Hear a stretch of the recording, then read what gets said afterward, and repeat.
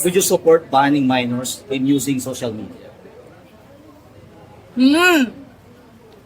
Ang pagbaban kasi dapat nandito sa side ng provider no? So, kung gagawa tayo ng batas, dapat ipagbawal natin doon sa mga platforms na mag-register yung mga minors doon sa kanila.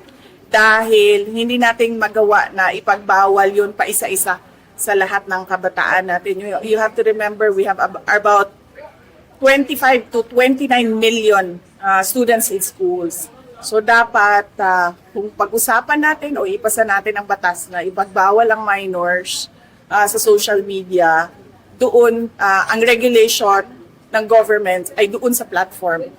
Sabihin na natin, example lang, pinag-uusapan natin ang Facebook, dapat yung Facebook mismo, hindi nila pinapapasok yung mga minor de edad.